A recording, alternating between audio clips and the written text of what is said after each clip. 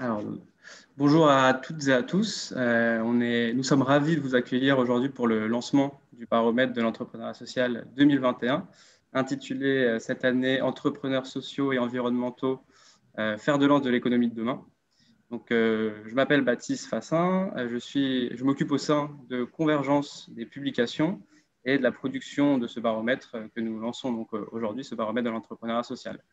Cette publication est réalisée en partenariat avec Ashoka, l'accélérateur ESS HEC Paris et de la région Île-de-France, l'Avis, la BNP Paribas, le mouvement Impact France, Opinionway et Orange. Donc beaucoup de partenaires que nous remercions aujourd'hui et sans qui ce beau baromètre ne verrait pas le jour. Je précise dès maintenant que nous allons lancer, on lance la publication là pendant ce webinaire. En fin de session, on vous partagera le lien de téléchargement de la publication. Comme ça, tout ce qu'on va dire sera en exclusivité. Vous pourrez ensuite y revenir et retrouver ces sujets-là au sein du baromètre, l'édition 2021 du baromètre.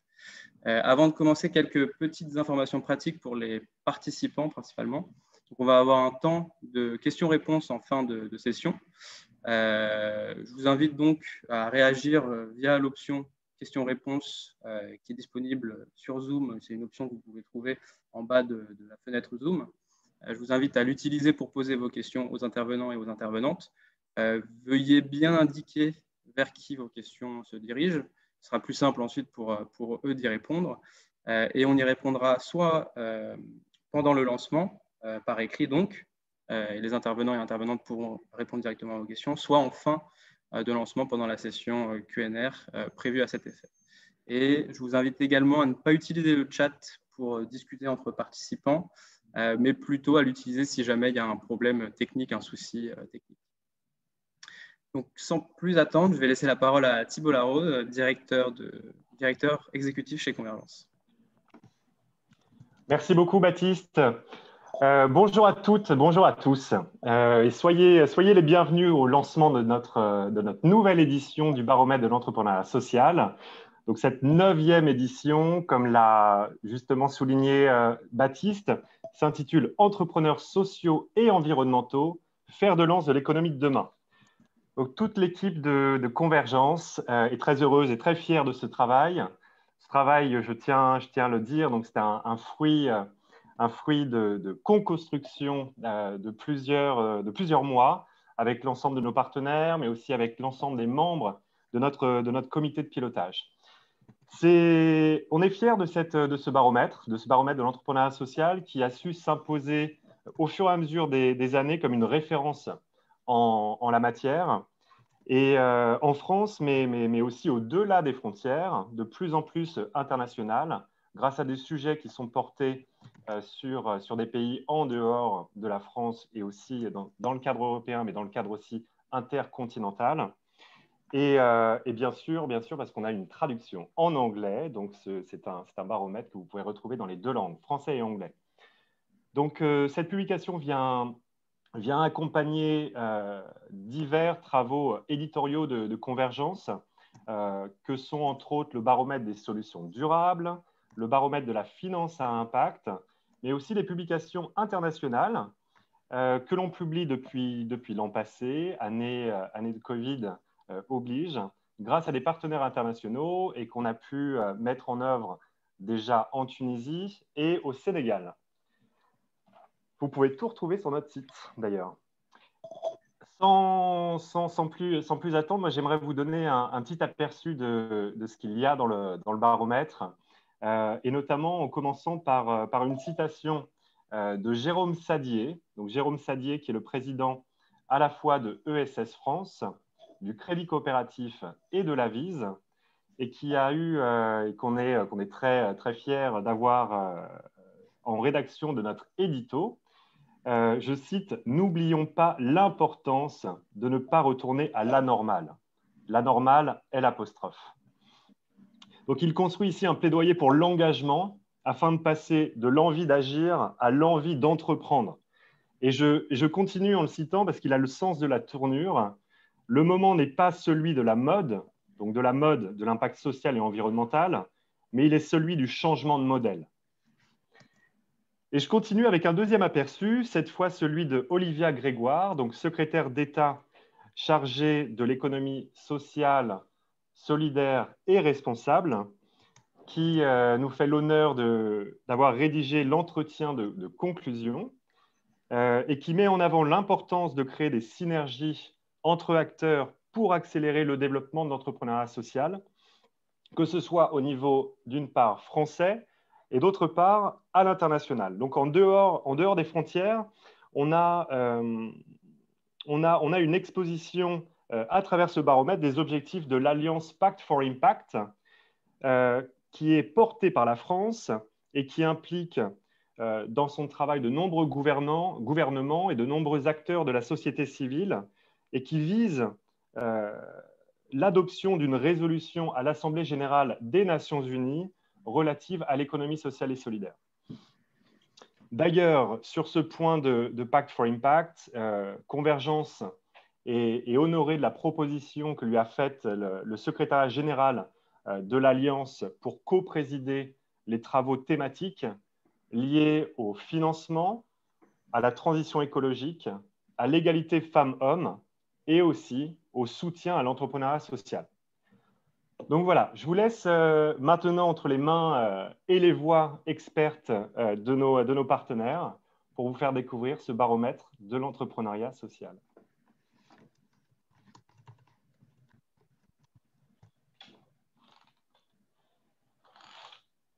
Baptiste, on ne t'entend pas. Baptiste, tu as un problème de micro.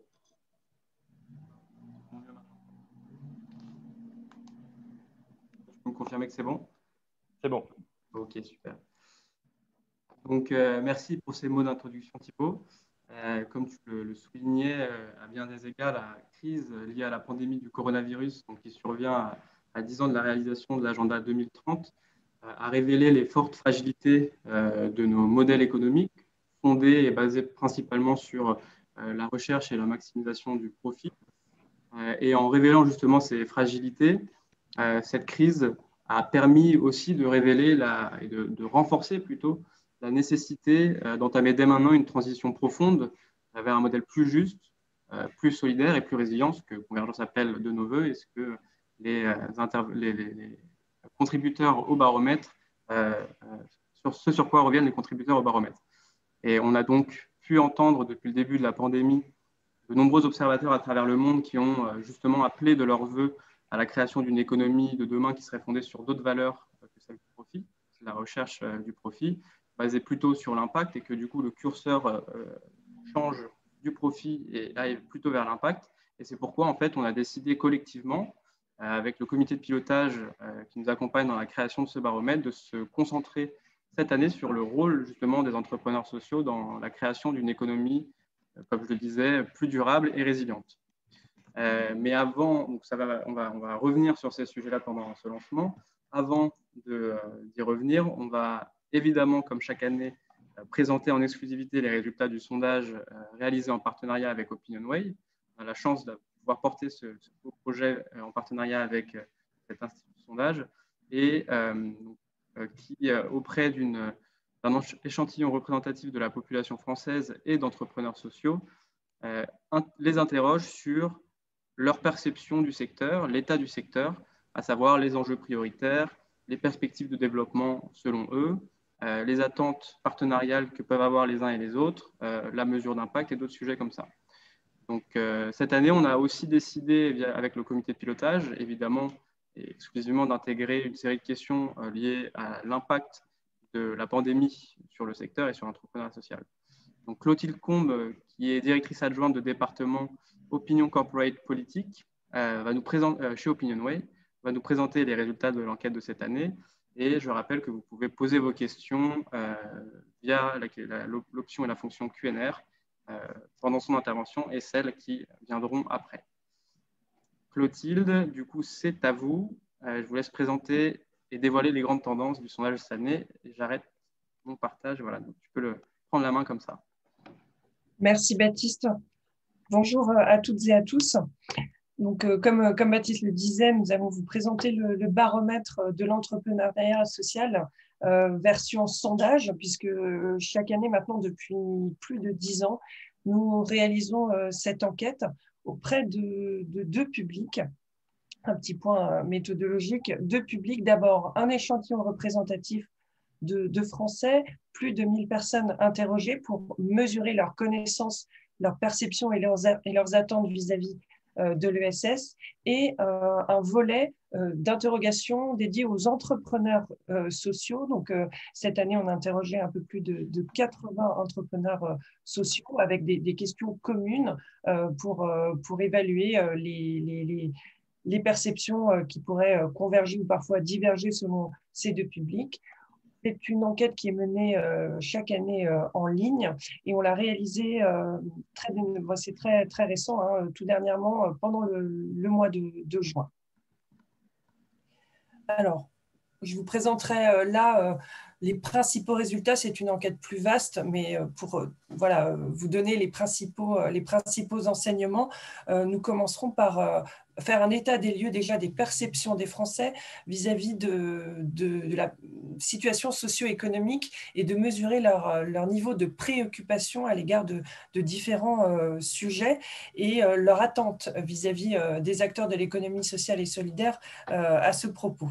Alors, première question que nous avons posée à la fois aux entrepreneurs sociaux et aux Français. Là, il s'agit des résultats auprès des entrepreneurs. On a posé une première question un peu inaugurale pour mesurer finalement leurs attentes vis-à-vis des problèmes sociaux et environnementaux les plus urgents à résoudre selon eux. Donc, c'est une question qu'on pose chaque année. Ce qu'on voit, c'est qu'auprès des entrepreneurs sociaux, le changement climatique est d'assez loin, hein, même de loin nettement, le thème qui est le plus urgent à leurs yeux à prendre à bras le corps. Plus de 80% des réponses, et c'est déjà ce qu'on mesurait l'année précédente. Et 2 thématiques qui arrivent ensuite en 2e et 3e position. Le problème du chômage, qui est bien sûr exacerbé actuellement par la crise, hein, qui progresse nettement, ainsi que la question de la santé qui est également un thème particulièrement préoccupant depuis ces derniers mois. Et on retrouve ensuite, plutôt en milieu de classement, la question de la cohésion sociale ou du traitement de la pauvreté, la question de l'inégalité femmes-hommes qui tend aussi à progresser hein, d'année en année, et enfin des questions peut-être plus minoritaires à leurs yeux qui concernent l'éducation, la délinquance ou la dépendance des personnes âgées. Donc, nous avons posé la même question aux Français. Et là, on s'aperçoit que la hiérarchie est tout de même un peu différente, puisque cette année, c'est la question de la délinquance qui occupe le premier rang, alors avec une courte avance sur les autres thèmes, mais c'est aussi le reflet de la période pendant laquelle a été mené le sondage, hein, pendant la période de campagne électorale des régionales, où, on le sait, la question de la sécurité a été beaucoup abordée à cette occasion, bien que ce ne soit pas le ressort des régions, mais en tout cas, c'est une thématique qui a occupé le débat médiatique, et ça s'en ressent sur les résultats de cette question. On voit néanmoins que le changement climatique occupe la 2e place, donc qui est une place importante, à une préoccupation qui est très ancrée aujourd'hui. On le voit sur d'autres enquêtes auprès des Français. C'est maintenant un thème qui fait fil rouge hein, dans nos enquêtes en termes de préoccupation. Et ensuite, on retrouve les thèmes de traitement de la pauvreté, du chômage et de la santé qui tendent légèrement à reculer, mais qui sont quand même bien le reflet de la préoccupation des Français en ce moment. Autre question que nous avons posée vis-à-vis aux Français, on les a interrogés sur le rôle qu'ils perçoivent comme nécessaire de la part des entrepreneurs sociaux pour faire face à la crise. Et on a une forte proportion de Français, hein, 75%, qui considèrent que c'est pleinement le rôle et que leur action est pleinement nécessaire pour construire une économie durable et responsable. On voit que 75% des Français adhèrent à cette idée, et un quart sont même tout à fait convaincus que leur action est tout à fait nécessaire.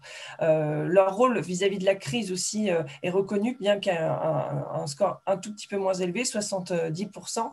Mais on voit bien que dans ce contexte général de crise liée à la pandémie et aux conséquences prononcées sur la sphère sociale ou la sphère économique, le rôle des entrepreneurs sociaux est perçu comme tout à fait nécessaire par les Français pour passer ces difficultés. On leur a demandé également s'ils associaient l'entrepreneuriat social à deux dimensions, la transition écologique et le numérique. On voit que la transition écologique est une thématique qui est majoritairement associée par les Français à l'entrepreneuriat social, puisque 70% considèrent que c'est bien le cas, et même plus d'un quart qui considèrent que c'est tout à fait c'est associé à l'entrepreneuriat social.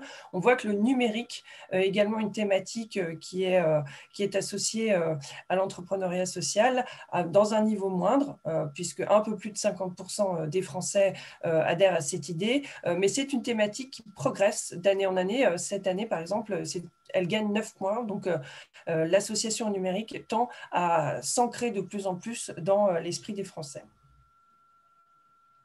On leur a posé une autre question en lien avec la crise Covid.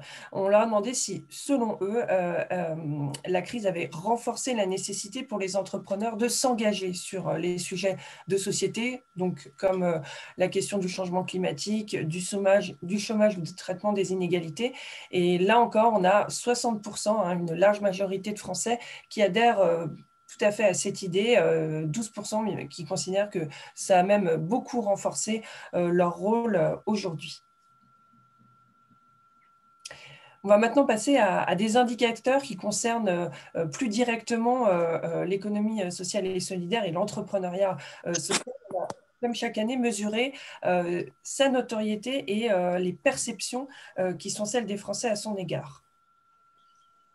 Alors, une première question assez élémentaire, mais qui est importante à surveiller d'année en année, c'est la question de la notoriété. Est-ce que vous avez déjà entendu parler du terme d'économie sociale et solidaire ou d'entrepreneuriat social?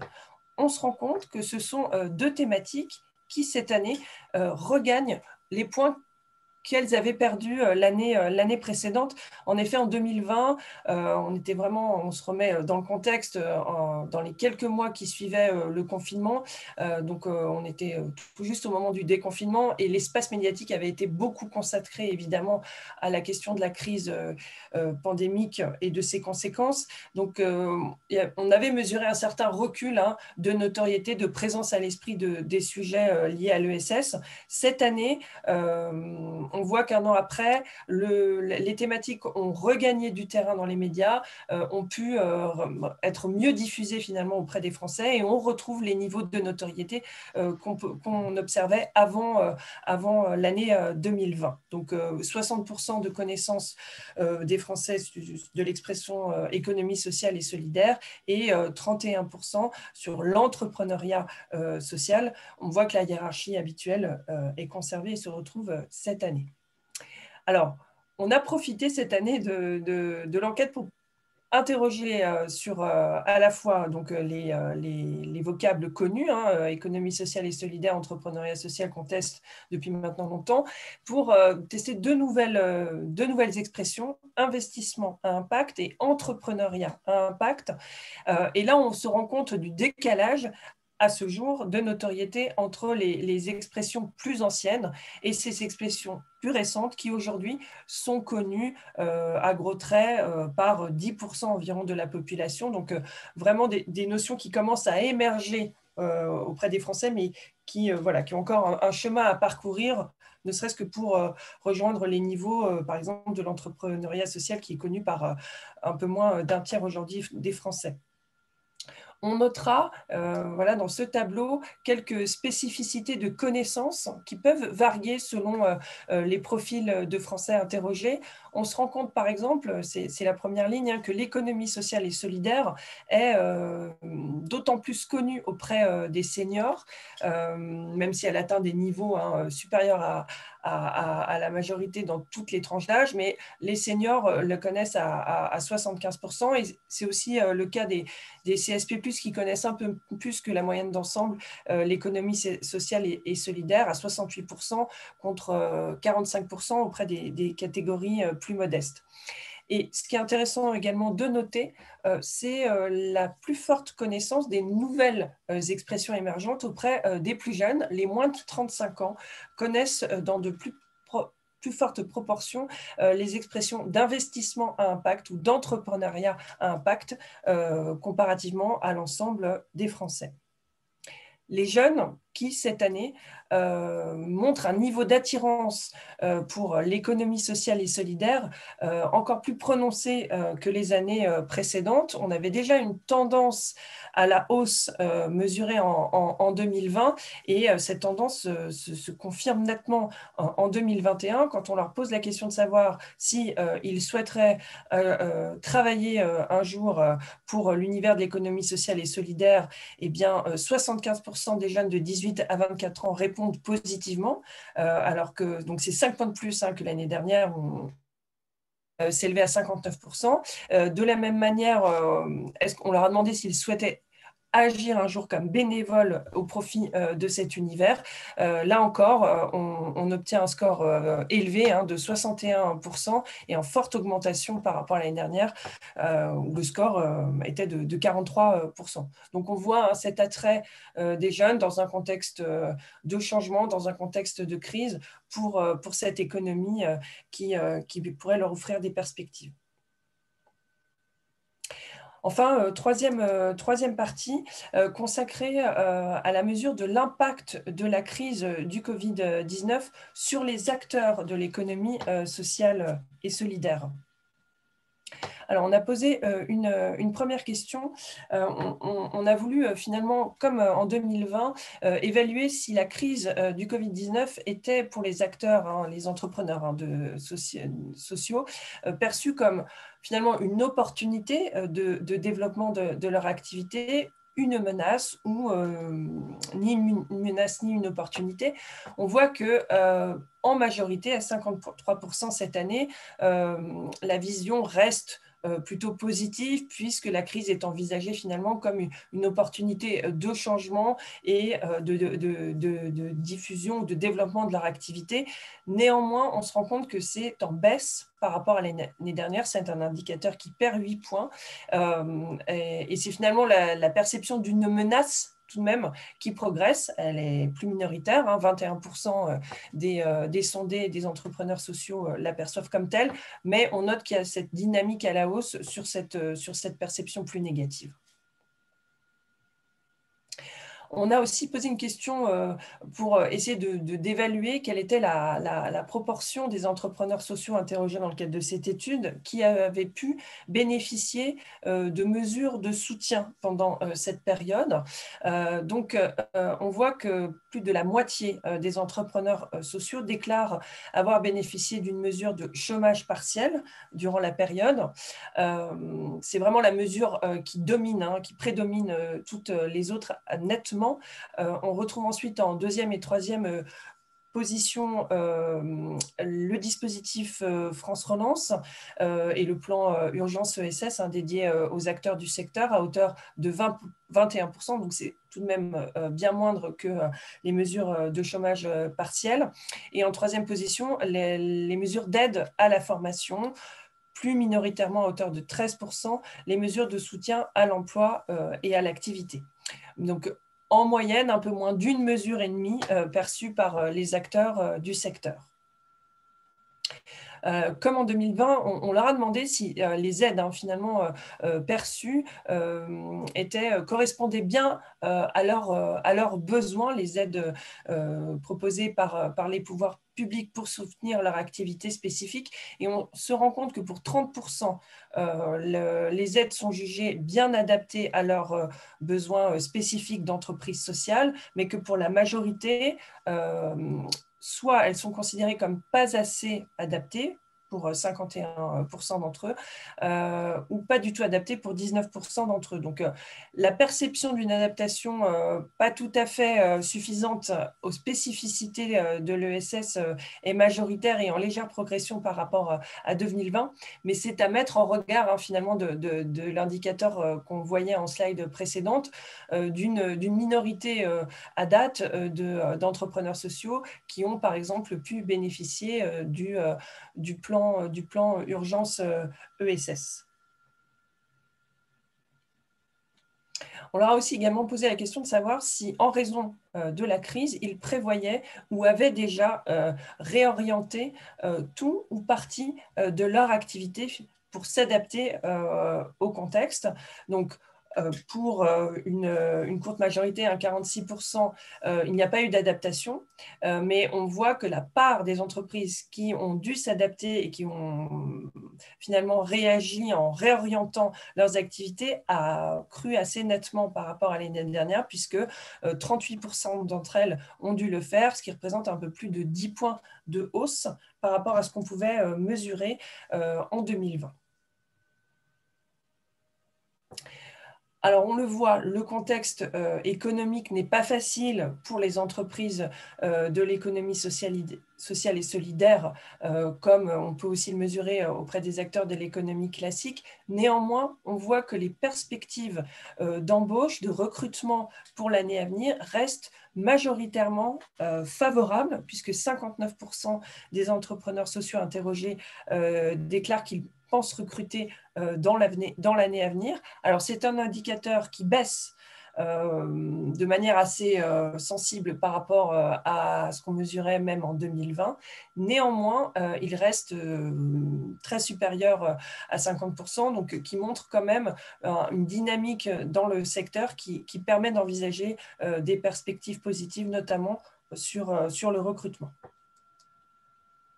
Et enfin, dernier indicateur concernant les attentes des entrepreneurs sociaux vis-à-vis de leur collaboration avec les entreprises classiques ou avec les pouvoirs publics. Donc, on voit que les attentes, elles sont assez larges, assez nombreuses et plutôt en tendance haussière par rapport à l'année dernière.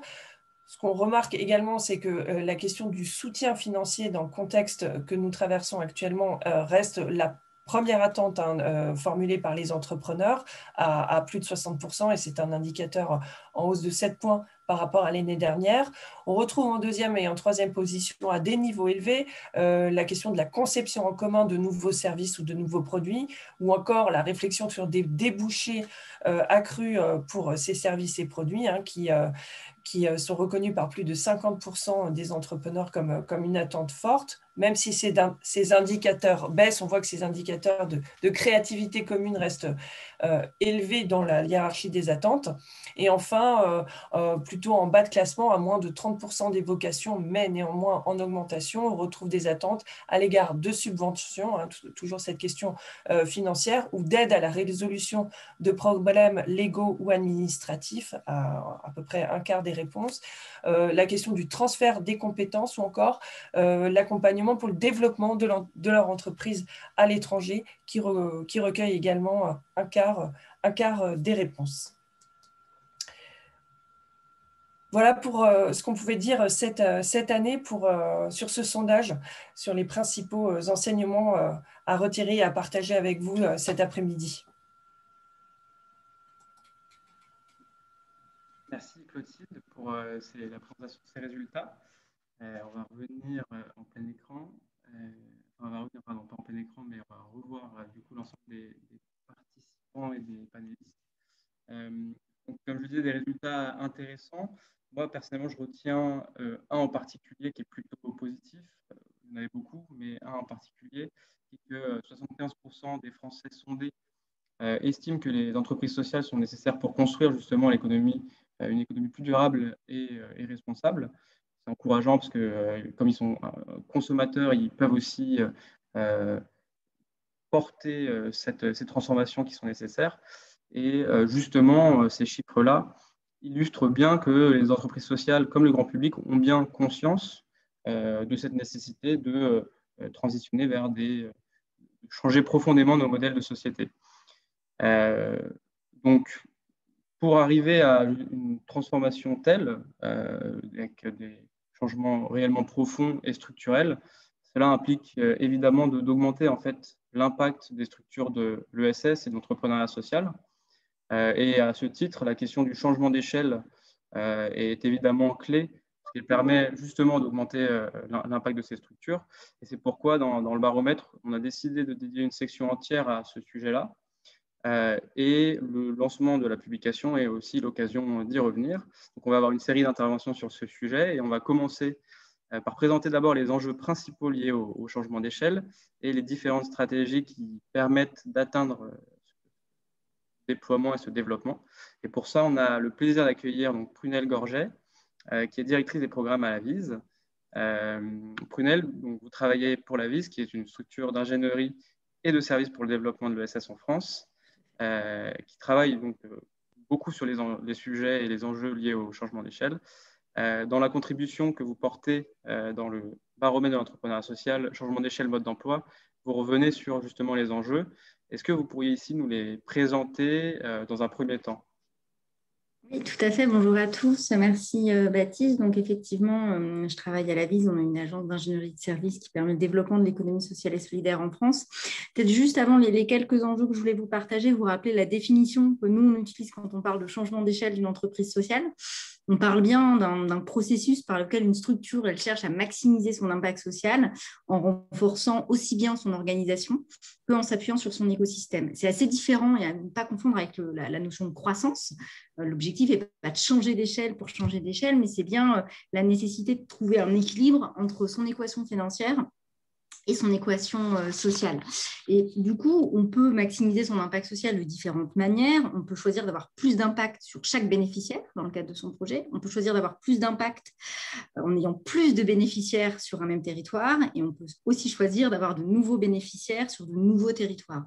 Donc, ça va être des manières d'agir un petit peu différentes. Et le changement d'échelle, il situe bien, vous prenez un peu le cycle de vie d'un projet, une fois qu'on a bien sûr expérimenté, modélisé son projet, fait la preuve de son concept, on a déjà 3 bonnes années d'existence, on va dire à peu près, on a stabilisé son modèle et donc du coup, au-delà de le consolider, on a envie de voir encore plus loin et de le projeter. Alors du coup, les enjeux, ils sont multiples. Je voulais vous en partager 3. Le premier, c'est vraiment de pouvoir réussir pour une structure à se développer, à avoir vraiment consolidé un modèle qui va lui permettre d'avoir plus d'impact, quelle que soit la forme, comme je viens de dire. L'enjeu, il va être de aussi pouvoir choisir, et j'y reviendrai, une stratégie de changement d'échelle qui va être vraiment en adéquation avec sa vision, ses valeurs, ses missions, l'ambition de son projet, parce que comme toute structure, quand on commence à grandir, ça pose un certain nombre de questions sur comment on va préserver son modèle et comment on va du coup réinterroger aussi bien sa gouvernance, se doter d'une nouvelle dynamique d'innovation, regarder son modèle économique sans jamais perdre de vue l'engagement social et sociétal qu'on a eu au départ. Donc du coup, le troisième enjeu, c'est vraiment l'enjeu de l'accompagnement de ces projets-là pour qu'ils se développent harmonieusement. Changer d'échelle, c'est un processus exigeant. Nous, ce qu'on croit, c'est qu'on a besoin pour ça d'être bien accompagné, bien financé, et plus on aura des financeurs et des investisseurs qui sont mobilisés aux côtés des projets pour les aider à avoir des parcours d'accompagnement cohérents, plus on aura des projets qui sont robustes et pérennes.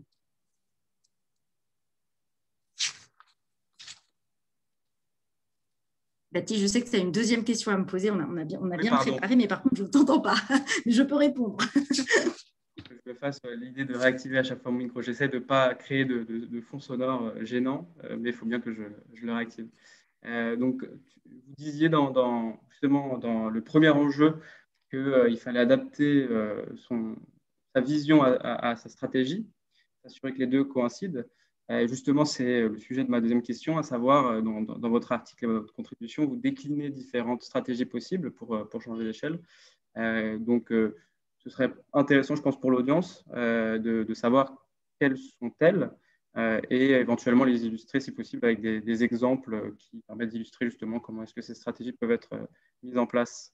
Oui, mais du coup, je vais aller vite parce que effectivement, ça serait trop long de vous faire là, ici, dans le détail, l'explication de texte des différentes stratégies. Donc, je vais d'abord, c'est un peu facile, mais vous renvoyer quand même à notre guide qui s'appelle Stratégie pour changer d'échelle et on met les prémices effectivement dans l'article du baromètre de cette année. On vient de remettre à jour ce guide et il vous donnera vraiment dans le détail les clés quand vous êtes un entrepreneur pour vous aiguiller, pour vous aider à choisir cette stratégie. Déjà, peut-être en préalable, vous dire que ce sont un peu des idéals types et que bien sûr, dans la vraie vie, quand un entrepreneur il choisit de développer une stratégie de changement d'échelle, il ne va pas prendre une stratégie et puis une autre et puis une autre. Parfois, il va tester 2, 3, 4 stratégies en même temps et puis il va effectivement essayer avec tout ça de construire sa propre vision et avec l'accompagnateur qui va l'accompagner, du coup, essayer de faire son chemin. Mais c'est vrai que ce que nous, on a essayé de modéliser, c'est qu'il y a 4-5 stratégies un peu types. Il y a des stratégies qui relèvent plutôt de stratégies individuelles. Par exemple, le fait de pouvoir diversifier son activité, le fait de choisir de la dupliquer, donc de l'essaimer, le fait de choisir de fertiliser son activité, donc pouvoir finalement transmettre le modèle de sa structure de manière assez souple à un certain nombre de porteurs de projets. Et puis, il y a des stratégies qui vont être plus collectives, où on va retrouver toutes les stratégies de coopération, donc faire avec d'autres entrepreneurs sociaux, et puis jusqu'aux stratégies dites de fusion. Alors peut-être en termes d'exemple, je pense que ça serait trop long de vous donner un exemple sur chaque stratégie, donc peut-être sur deux, sur celle de la diversification et celle de la duplication. Sur la diversification, l'objectif, c'est bien de partir d'une structure qui est déjà bien solide et de se dire on va pouvoir développer d'autres activités annexes qui vont pouvoir renforcer notre modèle et lui donner plus d'impact. Alors, je vais citer un exemple, mais vous vous doutez, il y en a beaucoup. Par exemple, le groupe Shenley, qui est un groupe qui a plus de 30 ans d'existence, 300 salariés, 200 postes d'insertion, donc une structure d'insertion par l'activité économique qui s'est spécialisée dans les activités sur la filière de bois de construction. Donc, ils ont commencé notamment par faire des palettes. Ils sont leaders européens de la production de palettes hors standard en France. Et puis, petit à petit, en fait, ils ont investi cette filière en essayant de voir de quelle manière ils pouvaient travailler le sujet, mais avec différentes voies. Donc, ils ont travaillé l'exploitation forestière, mais aussi une scierie, la production d'écomatériaux. Ils fabriquent donc, du coup des palettes et ils vont jusqu'à la construction de logements écologiques en bois. Donc, on voit bien comment une structure, elle peut se constituer en groupe et du coup, aller chercher des activités complémentaires qui vont vous permettre d'explorer ce sujet-là et puis du coup, d'être un support d'insertion professionnelle pour des salariés très éloigné de l'emploi. Voilà, c'est un exemple de structure qui a pu vraiment aller au bout de la diversification d'activités. Sur le sujet de la duplication, c'est vraiment le fait de vouloir essaimer son projet partout en France. Je suis en Bourgogne, je veux aller à Lyon, à Marseille, etc. Par exemple, à la Vise, on a un programme d'accompagnement au changement d'échelle qui s'appelle PINS. D'ailleurs, les lauréats de sa nouvelle promotion vont être révélés là, je pense que c'est aujourd'hui ou demain. Donc, on les accompagne vraiment dans leur stratégie d'essaimage. Cette année, on accompagne une recyclerie sportive. Donc, c'est assez intéressant comment on peut développer sur un territoire du recyclage de matériaux sportifs. Donc, c'est un projet qui s'est développé dans un endroit. Il y a un potentiel énorme pour se développer partout en France. Donc là, le dirigeant, il va vraiment travailler son modèle avec les acteurs locaux dans chaque région pour voir comment il peut essaimer ce projet partout en France. Voilà, donc deux exemples très rapides et vraiment sur le détail du fonctionnement de ces stratégies, leurs avantages, leurs inconvénients, les bonnes questions à se poser. Je vous renvoie vraiment, alors d'une part à l'article qui vous donne des premières clés et d'autre part au guide détaillé qui vous permet d'aller plus loin sur ce sujet. Voilà, je pense qu'effectivement, les deux sont complémentaires. L'article fait bien une introduction en la matière et vos guides permettent d'aller plus loin et de vraiment approfondir les connaissances sur ces sujets-là. D'ailleurs, je vois que Flore Copin de la VISE a partagé dans les groupes de discussion plusieurs des guides. Donc, je vous invite à aller voir en fin de lancement, évidemment.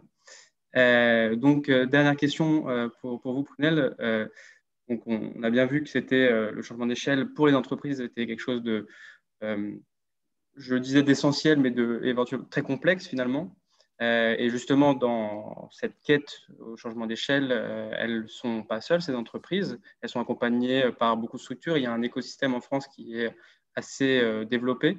Et je voulais savoir, selon vous et à votre expertise et votre point de vue de la VISE, quels sont en fait les avantages et les spécificités peut-être de l'écosystème français? Oui, tout à fait. Déjà, la particularité, et c'est sans prétention, mais je pense que c'est la réalité, c'est qu'on a la chance en France d'avoir un écosystème d'accompagnement et de financement à l'ESS, à l'entrepreneuriat social, qui est très développé, ce qui n'est pas du tout le cas dans la majorité des pays européens. C'est-à-dire qu'on a des dispositifs qui permettent à une structure, quel que soit son cycle de développement, de l'émergence, en passant par la consolidation jusqu'à son changement d'échelle, d'être accompagné.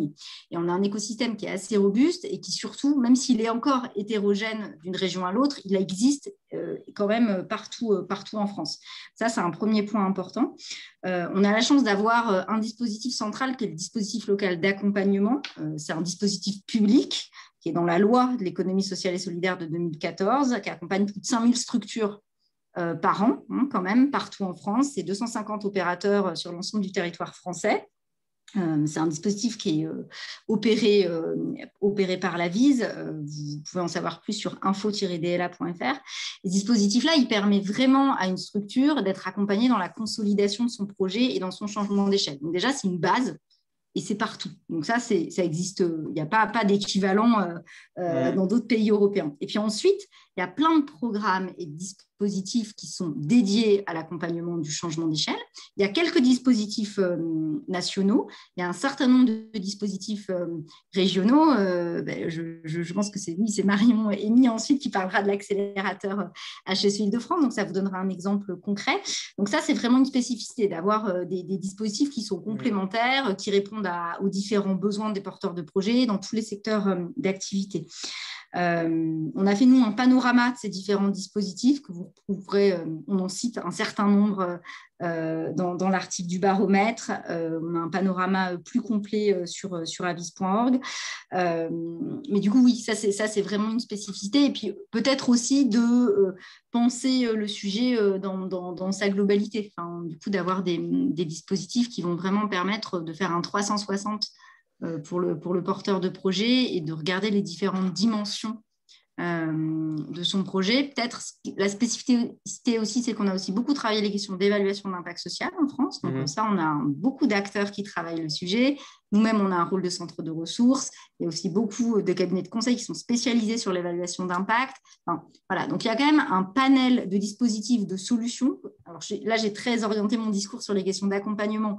Il y a aussi beaucoup de solutions de financement qui existent. Et dans le cadre du plan de relance, on voit aussi effectivement qu'il y a un certain nombre d'aides financières qui sont proposées aux acteurs de l'ESS. Donc, il faut s'en saisir parce que ça ne durera pas forcément et c'est une opportunité assez forte pour les porteurs de projets. Donc voilà, un écosystème robuste et bien constitué. Super, effectivement un dispositif intéressant, celui dans le cadre du plan de relance, mais qui, comme on l'a pu le voir en début de lancement avec les chiffres du sondage, n'a pour le moment pas bénéficié à une majorité d'entreprises. Donc, tout à fait. Ça va. Donc voilà, il y a un enjeu de vraiment, pouvoir… Oui, pour les entrepreneurs qui nous entendent, il faut vraiment aller éplucher les différentes aides du plan de relance. Voilà, il y a beaucoup de financements qui sont disponibles jusqu'à la fin de l'année. Après, ça s'arrêtera. Donc, il faut en profiter. Le message est passé. Donc, merci beaucoup, Prunelle, pour cette introduction au changement d'échelle et ces bons conseils.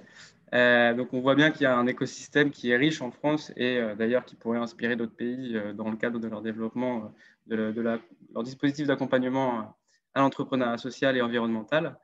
Je vais maintenant me tourner vers Marion Emy et Emma France qui portent l'accélérateur HEC Paris. Donc Marion Emy qui est responsable au sein de l'accélérateur et Emma France qui est directrice de l'accélérateur HEC Paris de la région Île-de-France. Donc comme Prunelle le mentionnait, qui est un programme régional cette fois-ci, qui accompagne justement les entreprises sociales en Île-de-France dans leur changement d'échelle. Déjà, merci à vous deux d'être parmi nous aujourd'hui et d'intervenir dans le cadre de ce lancement. Donc, j'aimerais pour initier cette discussion que vous reveniez en fait sur la genèse du programme, comment est-ce qu'il a été créé et notamment en fait quel a été le rôle de la région dans la création de celui-ci, puisque c'est assez spécifique le fait que la région également ait contribué à créer ce projet. Bonjour Baptiste, bonjour à tous. Merci beaucoup pour cette opportunité d'échanger avec vous. J'enlève mon masque pour vous dire bonjour visage plein et puis je vais la remettre parce que les consignes ici. L'accélérateur, on a la chance de l'opérer avec la région Île-de-France depuis 2018. Ça fait effectivement 3 ans et donc 3 promotions et la 4e qui va être lancée cet été, enfin qui a été lancée d'ailleurs, dont l'appel à candidature a été lancé hier. Et le projet, ce qui est très intéressant pour nous en tant qu'opérateurs de programme par rapport à la politique publique de la région, c'est qu'il y a vraiment eu une volonté dans la stratégie ESS de 2017 à 2021 de la région Île-de-France d'avoir plusieurs actions coordonnées pour soutenir les porteurs de projets et surtout les entreprises, on va dire, les plus matures qui avaient vraiment la possibilité de créer des emplois sur le territoire à changer d'échelle, démultiplier leur impact et que ça se voit dans les chiffres de l'emploi ESS en Île-de-France. Et du coup, il y a eu vraiment trois on va dire, grands piliers dans cette politique publique de la région jusqu'à 2021 et l'accélérateur en a fait partie. C'était toute une partie effectivement d'appui, d'aide publique, de subventions avec des aides comme PME, avec l'accès à des fonds européens.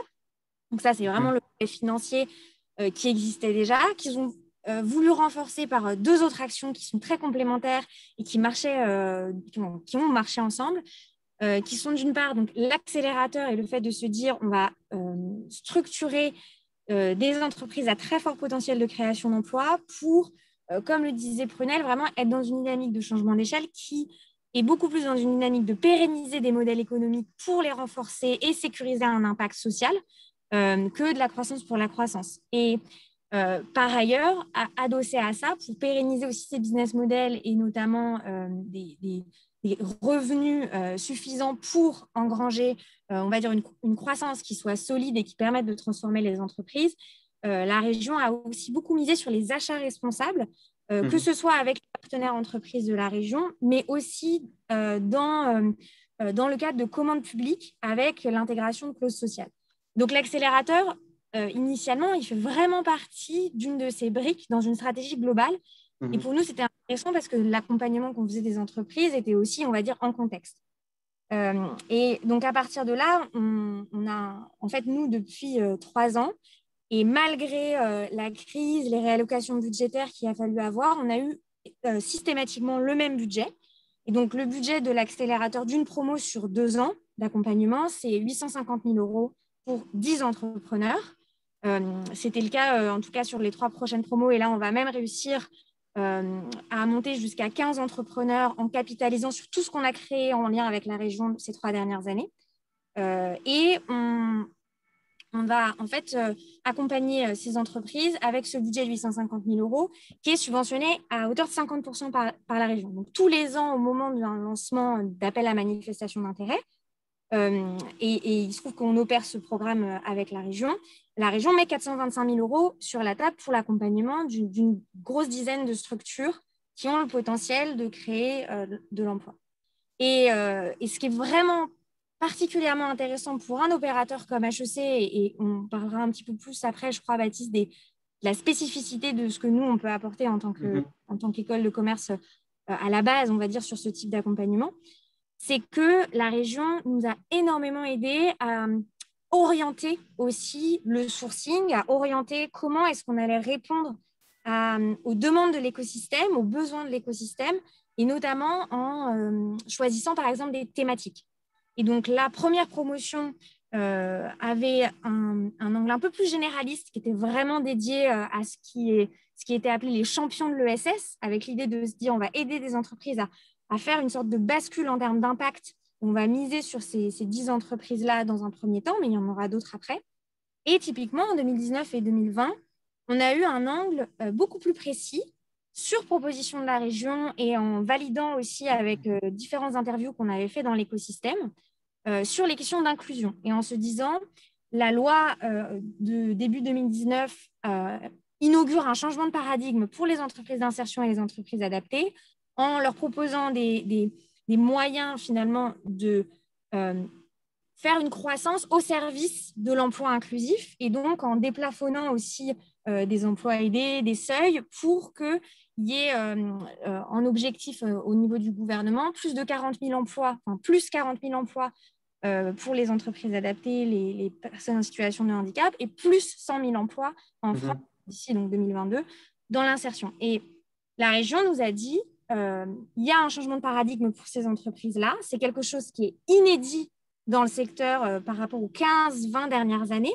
et il faut qu'on accompagne ça. Et donc, on a vraiment pris le parti pris d'aller sur les SIAE, les EA, les ESAT, aussi dans la promo 3, même des associations qui ont des pôles avec des ACI et de dire on va accompagner l'inclusion. Et après, on a aussi des thématiques, par exemple, moins statutaires qui vont être sur des priorités qui vont être ressenties par le territoire à un moment donné. Et c'est là où la région est aussi très force de proposition. Typiquement, en 2020, a émergé, dans le cadre de l'ESS, la question de dire on va aider prioritairement des entreprises qui investissent des champs autour de la relocalisation des chaînes de valeur stratégiques. Et donc, d'un seul coup, ça voulait dire on va peut-être aller chercher des entreprises dans la santé. Et on a accompagné, par exemple, dans la promo 3, des ensembles d'ESAT qui étaient dans du conditionnement, par exemple, d'autotests, de tests antigéniques. Et donc, c'est vraiment, pour le coup, des typologies d'acteurs, de secteurs et d'activités assez différentes par rapport à ce qu'on avait l'habitude de voir plutôt avec les représentants un peu canoniques de l'ESS dans l'écosystème en Ile-de-France. Et ça a été vraiment une proposition de la région Ile-de-France. Donc, ça vous donne quelques exemples de comment un acteur public peut vraiment, en collaboration vraiment étroite avec nous, parce qu'on discute avec eux toutes les 2 semaines, aussi en termes de gouvernance, nous proposer des choses et nous faire remonter une vision du terrain qui après redescend sur les entrepreneurs qu'on accompagne, de fait. Oui, c'est vrai que c'est intéressant. Ils ne sont pas seulement à l'initiative de cet accélérateur, mais il y a évidemment une collaboration chaque année sur chaque promotion et pour orienter les objectifs de chacune des promotions. C'est effectivement intéressant de voir cette mobilisation comme ça de la région. Mais vous le rappeliez justement dans votre réponse rapidement, c'est porté donc, par la région, en tout cas à l'initiative de la région, mais aussi de HEC Paris. Donc, je voulais savoir justement quelle est la valeur ajoutée finalement de porter ce projet aussi, de faire porter par HEC Paris. Et je crois que c'est Marion Emy qui va répondre à cette question, ou peut-être vous, Emma, je ne sais pas. On s'est réparti un peu la parole avec Marion. Et effectivement, c'est un point que j'ai mentionné un tout petit peu en amont. Marion vous donnera des exemples assez spécifiques parce que elle et d'autres chargés d'accompagnement accompagnent vraiment au jour le jour les entrepreneurs dans leur accélération pendant 2 ans. Ce que je peux vous dire qui est assez important, je pense, d'un point de vue de la stratégie de l'école et notamment du rapport de l'école à ce qui est aujourd'hui l'entrepreneuriat à impact, avec, comme on l'a vu d'ailleurs dans le différentes que ça peut prendre, et en l'occurrence à l'ESS de manière historique. Ce qui est important, c'est que nous, on est une école, et en fait, c'est vraiment ce qu'on revendique, c'est une posture vis-à-vis des entrepreneurs qu'on accompagne qui est vraiment pédagogique, et de se dire, il y a 2 ans, c'est assez long, et en même temps, ça passe assez vite, et donc, on veut créer un parcours, et ça, c'est, je pense, en tout cas, nous, ce qu'on essaye d'ajouter à ce programme d'accompagnement, c'est vraiment cette idée de parcours et de passer des étapes. Et donc, on a structuré des étapes aussi semestre après semestre en se disant d'abord, on commence par clarifier Et voilà tout ce que ça veut dire dans l'accompagnement de clarifier un changement d'échelle. Puis on va structurer, donc on va aussi voir comment ça se déroule dans l'organisation et comment on engage les bonnes parties prenantes. Et enfin, à partir de l'année 2, vraiment, ce qu'on observe, c'est que là, on va pouvoir transformer, accélérer des entreprises. Et ça, typiquement, ce déroulé-là, on l'a vraiment appris avec une posture expérimentation pédagogique, en se disant, on va emmener des personnes d'un point A à un point B, des entreprises, et donc il y a une logique et il y a une cohérence à maintenir dans cet accompagnement. Et le deuxième point qui est très important, je pense, qui fait aussi que nous, on adore ce projet et on est très attaché à, on va dire, ce programme, ce qu'il peut apporter à HEC et ce qu'il peut apporter à ces différentes parties prenantes, c'est qu'on considère qu'on n'accompagne pas des entreprises, on accompagne des personnes, on accompagne des dirigeants et leur comité de direction. Et ça change aussi la nature des accompagnements qu'on peut faire. Et donc, on va tout le temps chercher à avoir la relation avec les entrepreneurs la plus satisfaisante possible pour tout le monde, c'est-à-dire pour eux, mais aussi pour les tuteurs qui interviennent dans le cadre de l'accompagnement et qui font un accompagnement très stratégique, pour les professeurs et tous les intervenants qui vont faire de la formation pour les dirigeants et les comités de direction, mais également pour les experts qui vont intervenir avec des missions de conseil. Et donc, vraiment, on fait aussi attention à un aspect humain et personnel, parce qu'à un moment donné, quand il s'agit de changement d'échelle, et c'est ce que disait Prunelle tout à l'heure, c'est tellement exigeant comme changement que ça nécessite aussi qu'on accompagne vraiment des personnes et dans là où ils en sont, personnellement, professionnellement, par rapport à ce qu'ils ont envie de faire avec le collectif. Et je pense que c'est ça que nous, on essaye d'apporter comme valeur, on va dire d'un point de vue très philosophique, à HEC dans ce programme. Et Marion peut vous détailler parce que ça se matérialise aussi par certaines parties prenantes. Voilà, tout à fait. Pour rebondir, on travaille énormément aussi avec justement nos étudiants.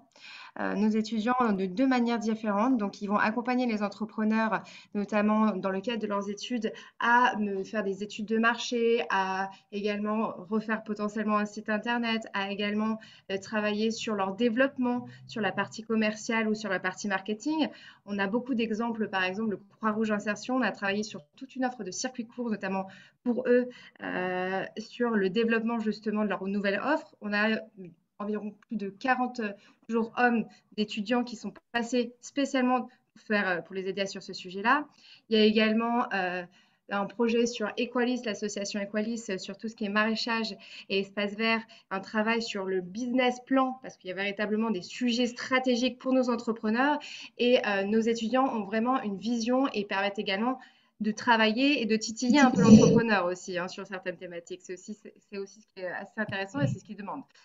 Souvent, d'ailleurs, les entrepreneurs nous disent « Ah, c'est agréable parce que ça amène de la fraîcheur et ça amène des points de vue et une véritable prise de recul également, que ce soit du côté mentor ou étudiant. » Donc ça, c'est dans le cadre des études, on peut avoir des étudiants qui interviennent. On fait appel également à la junior entreprise, mais pas que. Il y a beaucoup d'étudiants qui sont bénévoles de notre côté, notamment sur une association qui s'appelle ESPER et HPR et qui travaillent pour nos entrepreneurs. Il y a par exemple, pour vous citer, l'entreprise CEDRE, qui est une entreprise adaptée au niveau des déchets tertiaires, a fait une fresque des déchets tertiaires avec l'association ESPER pour justement proposer des nouvelles solutions à leurs clients. Donc, il y a véritablement des choses qui sont créées et vraiment pour permettre aux entrepreneurs de se développer. Donc, ça, c'est un des premiers axes clairement d'HEC au niveau des étudiants et au niveau de nos entrepreneurs qui est vraiment concret. Nous, de notre côté, en tant qu'accélérateur aussi, on se doit de sensibiliser nos partenaires, qui sont autant des partenaires de l'école que des partenaires plus globaux. Donc, on va essayer d'aller voir les acheteurs de différents groupes et voir également des partenaires RSE, des directeurs de développement durable ou des différentes directions RSE et leur présenter justement le panel de ces entrepreneurs, parce que quand même, on a plus de 30 entrepreneurs et l'idée, c'est de leur dire, voilà, comment est-ce qu'on peut travailler ensemble et comment est-ce que vous pouvez travailler avec nos entrepreneurs pour développer l'ESS, que ça soit au niveau de la région Île-de-France, parce que certains de nos entrepreneurs ne sont pas que en région Île-de-France, bien que la plupart si, mais c'est vraiment l'idée d'aller un peu plus loin et de créer un écosystème et de sensibiliser un maximum tout notre écosystème à l'ESS, à nos entrepreneurs et faire justement ce passage à l'échelle. Si on sensibilise les acheteurs, c'est aussi également pour avoir l'objectif de vraiment créer aussi un peu de chiffre d'affaires, hein, sincèrement, et de business pour nos entrepreneurs qui leur permettra également de faire un passage à l'échelle un peu plus grand. Voilà, ça c'est des actions un peu concrètes qu'on fait et également avec nos partenaires tels que la G2R, la Mondiale, la Banque des Territoires qu'on va voir et on sensibilise, on passe du temps aussi avec les directeurs RSE pour voir ce qu'on peut faire ensemble, tel que créer des événements et donc voilà. Sur ces deux petites parties-là. Peut-être qu'Emma, tu veux peut-être rebondir un peu sur la partie recherche aussi, parce que c'est un sujet qu'on travaille également et qui est important étant donné qu'on est HEC et on reste une institution voilà, de recherche aussi. Ouais, peut-être pour conclure très rapidement, parce que je sais que Baptiste est fait timekeeper, mais je pense que voilà, on essaye vraiment de connecter notre écosystème aux entrepreneurs pour que ce soit win-win. Et c'est aussi ça la force d'un écosystème comme HEC. On dit souvent c'est le réseau et c'est vrai pour d'autres. Et donc nous, on essaye aussi de mettre cette richesse à disposition des entrepreneurs. Et ça se matérialise aussi par la recherche parce que c'est aussi un sujet, c'est comment est-ce que nous, un programme comme le nôtre, on peut s'améliorer en permanence grâce à ces inputs, trouver des choses qui vont vraiment infuser sur le long terme aussi pour tout le reste de l'écosystème économie sociale et solidaire, pour la région, pour les différentes parties prenantes. Et typiquement, pour vous donner ne serait-ce qu'un exemple, la mesure d'impact fait typiquement partie de ces sujets-là, de se dire comment est-ce qu'on mesure l'impact d'un programme d'accompagnement. Et ça, c'est des sujets sur lesquels on a vraiment la chance de travailler avec différents partenaires, dont des partenaires recherche. Et ça aussi, un peu l'intérêt pour nous d'avoir on va dire, cette casquette académique pédagogique. Voilà. Merci beaucoup pour cette présentation détaillée des différents rôles des différents acteurs. Je pense que c'est ça qu'il faut retenir aussi, c'est à quel point les logiques de partenariat dans ce cadre-là sont au service de l'impact et de l'augmentation de l'impact des structures, avec une réelle collaboration des différents secteurs. En fait, c'est ce que nous on prêche et on prône au sein de Convergence, c'est justement le fait que c'est par la collaboration entre acteurs des différents secteurs qu'on peut augmenter l'impact, parce que chacun a ses spécificités, ses points de vue, et donc votre présentation l'illustre bien, et c'était effectivement intéressant de voir cette logique de partenariat mise en œuvre. On continue sur ce sujet-là, de la logique des partenariats, puisque on va maintenant revenir sur l'importance des partenariats dans l'augmentation, enfin reprendre ce sujet-là, l'importance des partenariats pour l'augmentation de l'impact. Cette fois-ci, en parlant de contrats à impact, et on a la chance aujourd'hui d'avoir une experte sur le sujet, Maha Keraman, qui est donc responsable de l'accélérateur d'impact, l'accélérateur impact, pardon, il n'y a pas de D apostrophe, social à la BNP Paribas, pour nous parler donc de ces sujets-là. Et c'est intéressant d'avoir votre point de vue de la BNP Paribas aujourd'hui, puisque vous portez un certain nombre de contrats impact, et donc avec le point de vue qui est le vôtre. Donc, rapidement, le contrat impact est inspiré en fait du Social Impact Bond qui a été créé et développé en Angleterre et initié en France en 2017 pour la première fois. Justement, je voulais que vous reveniez pour cette première intervention à la fois sur une présentation des contrats impact et puis aussi qu'est-ce qui différencie ce dispositif français de son cousin anglo-saxon. Bonjour, merci Baptiste, bonjour à tous. Alors, si on revient rapidement sur la définition du contrat impact, autrefois appelé contrat impact social ou social impact bond en anglais, en fait, c'est un dispositif multipartite qui permet à des structures de l'ESS d'expérimenter donc des projets sociétaux innovants, donc sociaux ou environnementaux, qui sont en fait préfinancés par des investisseurs privés qui prennent le risque de performance, d'impact, en échange d'une rémunération qui est prévue en cas de succès. Donc, en fait, ça marche comme ça. Les investisseurs vont préfinancer le programme sur plusieurs années, un programme d'expérimentation d'un acteur de l'ESS. On va avoir un évaluateur indépendant qui va venir périodiquement mesurer les résultats d'impact qui sont obtenus et en fonction justement du niveau de cet impact, qui aurait été prédéterminé à l'avance pour prédéfinir le succès. L'État, donc une autorité publique, une collectivité, un département, un ministère, va venir rembourser les investisseurs, voire les rémunérer si on est dans un cas de surperformance. Et si l'impact n'est pas au rendez-vous, l'investisseur donc perd sa mise. Donc c'est une sorte de capital risque social sans risque pour l'acteur de l'ESS. Alors effectivement, Social Impact Bond, ça a été créé en 2010 au UK. Et en fait, en 2016, il y a eu une version française qui est sortie de ces contrats impact social à l'époque, qui a effectivement quelques spécificités. En fait, au début, on s'est dit c'est l'exception française de changer le nom.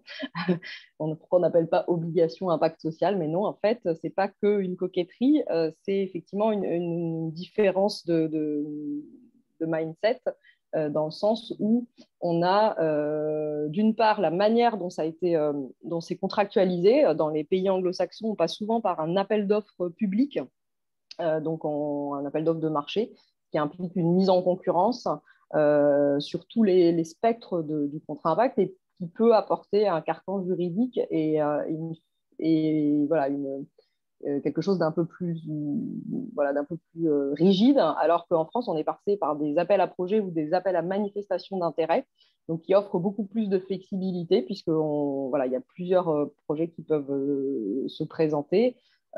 Et ça offre beaucoup plus de flexibilité. C'est ce qui explique aussi qu'aujourd'hui, il y en a. Voilà, la France s'est mise très tard par rapport à d'autres pays, et pour autant, on commence à rattraper la plupart des pays. Et on estime que d'ici la fin de 2021, avec plus de 70 millions d'euros qui auront été pré-réservés sur ces contrats impact, on sera quasiment au niveau des États-Unis, donc en tout cas sur le podium, les 3 premiers pays les plus forts, les plus qui ont fait le plus de contrats impact. La deuxième qui en découle un petit peu, c'est le fait de mettre l'opérateur social au centre du projet, là où au niveau des anglo-saxons, il y a un intermédiaire souvent qui va faire la relation bilatérale. Donc, un intermédiaire qui va se proposer en intermédiation entre l'opérateur social, donc la structure de l'ESS, et les investisseurs, entre les opérateurs sociaux ou l'opérateur social et l'État. Et donc, il va y avoir cette structure intermédiaire qui fait que, quelque part, l'opérateur social devient une sorte de sous-traitant de cet intermédiaire, ce qui, en fait, à mon sens, ne permet pas justement que le projet soit, que l'opérateur social soit au centre de cette dynamique. Or, c'est un peu dommage parce que ça permet d'une part qu'il porte vraiment son projet avec son ADN, d'autre part de le responsabiliser, de le professionnaliser, et quelque part, c'est tout le dialogue en fait qui est intéressant entre les parties prenantes. Il peut disparaître s'il n'y a pas cette position prédominante. En France, on parle du contrat impact social de l'ADI, de celui d'article 1, de celui de la Fondation d'Auteuil. Dans les autres pays, c'est pas exactement ça. C'est social finance, et puis derrière, on ne sait pas trop qui y a en fait. Donc voilà les grandes différences. Après, il y a l'histoire du véhicule financier. Dans les autres pays, on passe par des SPV, donc ça s'appelle un bond, et en France, on appelle ça contrat, et en fait, c'est un bond. Donc c'est assez. Voilà, c'est la petite subtilité. La petite subtilité française. D'ailleurs, on revient, vous mentionniez plusieurs exemples de contrats impact. Ils sont présentés, en tout cas, assez rapidement dans le baromètre de cette année, dans votre contribution. Donc, j'invite les participants à retrouver cet article-là en fin de lancement. Justement, dans votre article, vous décrivez le contrat impact comme, je cite, une collaboration originale pour financer l'innovation sociétale, un levier d'évolution systémique des politiques publiques, une professionnalisation de l'action sociale et un vecteur de diffusion de la culture de l'évaluation dans les secteurs publics et associatifs. Donc, beaucoup d'objectifs, à une ambition complexe et ambitieuse. Donc, non seulement pour augmenter l'impact de l'innovation sociale, mais aussi pour améliorer les politiques publiques. Et rapidement, je voulais revenir sur ce dernier point, justement, comment est-ce que les contrats impact, je trouve ça assez intéressant, sont un levier, à certains égards, d'amélioration des politiques publiques. Je pense que la grosse innovation, c'est que d'une part, ça permet aux politiques publiques d'expérimenter, ce qui est quand même pas évident aujourd'hui, c'est-à-dire que l'expérimentation, sans savoir vraiment ce que ça va donner, si ça va avoir des vrais résultats en termes d'impact, c'est compliqué pour un acteur public de se lancer là-dedans et c'est normal, ça veut dire qu'ils prennent soin des ressources des contributeurs, donc des gens qui payent leurs impôts. Donc effectivement, cet outil leur permet d'expérimenter, donc de se mettre dans une logique de se poser des questions un peu structurantes et de tenter l'expérience sur un programme. Et du coup, parce que le risque d'échec de cette expérience, il n'est pas supporté par les ressources publiques, il est supporté par le secteur privé. Donc ça, c'est déjà quelque chose d'un peu différenciant.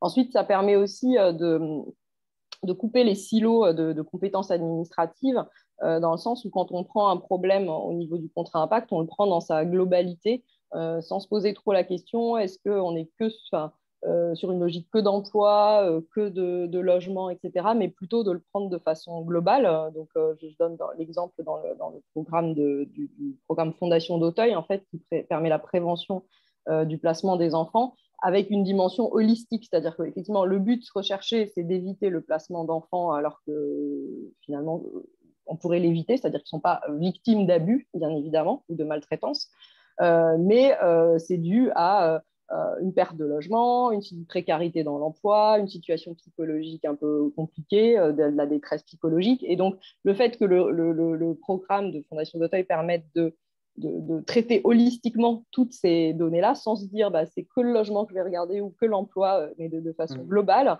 ça permet justement de couper ces silos. Et je pense que c'est très transformant aussi pour la puissance publique en termes, d'une part, de modalités d'intervention, c'est-à-dire que là, on est sur des programmes à plusieurs années, pas sur la subvention annuelle. On est sur des dispositifs où les ministères peuvent collaborer pour payer ensemble un même contrat, donc une espèce d'agilité dans le paiement. Et enfin, sur l'accès à la donnée, je pense que l'État dispose de plein de données, de statistiques dont finalement, qui ne sont peut-être pas suffisamment bien à traiter pour arriver finalement à faire ressortir des trajectoires sur les bénéficiaires, c'est-à-dire de savoir pourquoi un bénéficiaire pourquoi un bénéficiaire est placé, pourquoi un bénéficiaire décroche, et que le contrat impact permet de mobiliser toutes les données avec l'objectif justement de pouvoir expliquer plus précisément des parcours, des trajectoires, et donc de trouver des solutions de prévention qui soient meilleures. Donc c'est aussi l'idée de plutôt raisonner dans la prévention plutôt que dans le curatif, et ça c'est vraiment une révolution par rapport à ce qui se fait aujourd'hui en termes de politique publique. Merci beaucoup. On voit donc beaucoup d'ambition et pas mal de façons de moderniser d'appuyer le développement de certaines pratiques. Quels sont, selon vous, avec votre point de vue, comme vous avez porté des contrats impact, les obstacles à relever en fait pour arriver à développer les contrats impact dans l'avenir finalement, pour en déployer plus?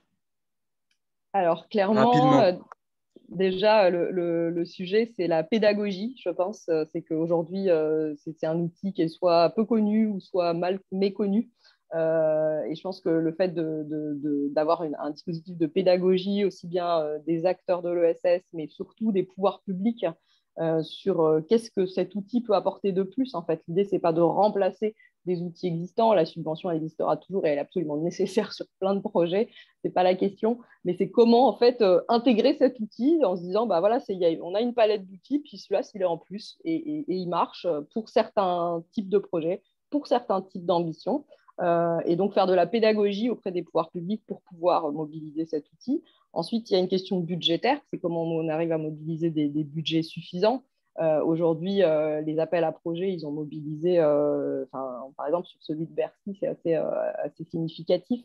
Sur l'appel à manifestation d'intérêt sur l'égalité des chances économiques, il y a eu 38 dossiers pour 80 millions d'euros et seulement 4 dossiers pour 12 millions d'euros ont pu être labellisés. Donc, il y a un gap de financement qui passe aussi par cette pédagogie.